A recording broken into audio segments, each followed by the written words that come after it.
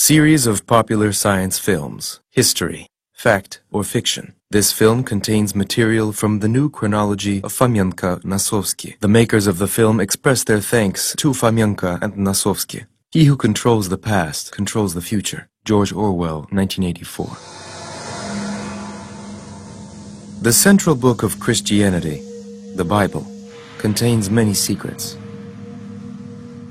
One of them is the construction of Jerusalem, described in the Old Testament in the books of Ezra and Nehemiah. These books tell us that Jerusalem was captured by troops of the Babylonian king Nebuchadnezzar and was totally destroyed, but was restored 70 years later. However, the Bible does not tell us whether Jerusalem was rebuilt on the same spot where it stood before being destroyed by the Babylonian army. Another fact is curious. It is well known that there have been several versions of the Bible. In different versions, there are different descriptions of the rebuilding of Jerusalem. For example, in the canonical synodal translation of the Bible, published in the 19th century, the story of the rebuilding of Jerusalem uses the word repair for the restoration. They repaired the walls. They repaired the gates.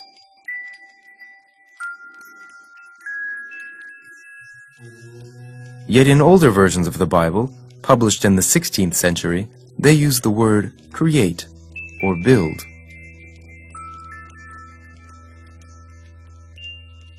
It seems that in an older version of the Bible, the book of Nehemiah directly and exactly describes the construction of a completely new Jerusalem and not the restoration of the former destroyed city. The later editors of the Bible needed this slight change from the word build to the word repair in order to convey that Jerusalem was rebuilt on the site of the former capital city and not in a new location. But that leaves us with the question, where exactly was Jerusalem built?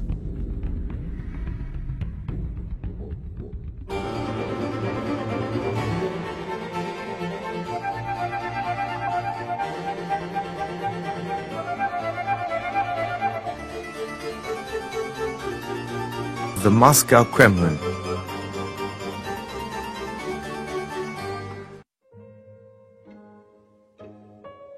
Russian scholars Anatoly Fomenko and Gleb Nosowski have been working for many years on a reconstruction of the real story based on a new chronology.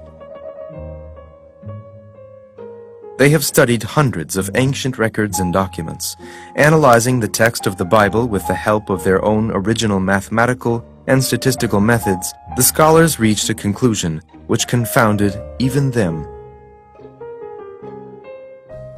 One of the amazing facts we brought to light in analyzing the Bible is the discovery that in a well-known book of the Old Testament, the book of Nehemiah, it seems that there is a description of the Moscow Kremlin in the 16th century.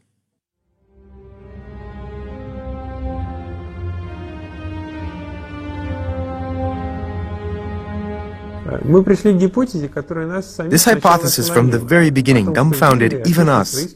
The idea arose from purely chronological reasoning. According to our research, it appears that the biblical description of the construction of Jerusalem actually refers to the 16th century. But at that time in the history of the Middle Ages, there was only one case of the construction of a major holy city, the construction of the Moscow Kremlin. And I'd like to point out that according to our research, the Kremlin was built in the 16th century, not in the 15th century, as historians have thought, but actually a century later. A comparison of the biblical description and the description from the Middle Ages shows that it actually makes sense to consider if the biblical description is actually referring to the building of the Kremlin.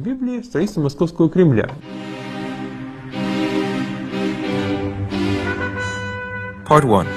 When was Moscow built?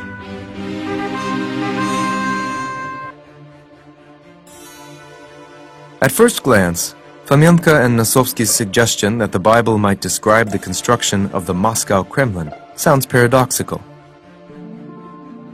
Indeed, It is generally considered that the building of Jerusalem, as described in the book of Nehemiah, occurred long before the birth of Christ, more than 2,000 years ago.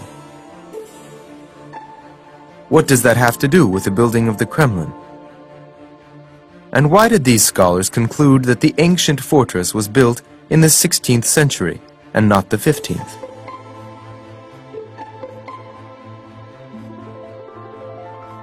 History maintains that the white stone Kremlin of Ivan Kalita replaced the Kremlin built during the reign of Ivan III, and that it was constructed in the 15th century.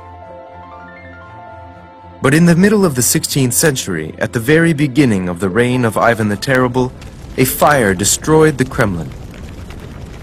Therefore, Ivan the Terrible had to rebuild it.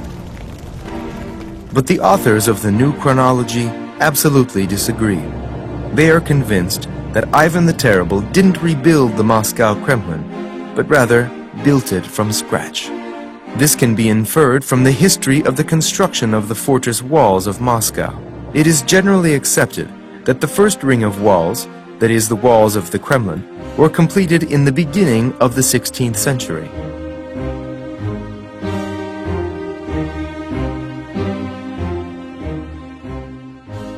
The construction of the second ring of fortress walls, called Kitai Gorod, was completed only by the year 1600. This fact deserves special attention, because for a city there is nothing more important than its defensive fortifications, even more so for a capital.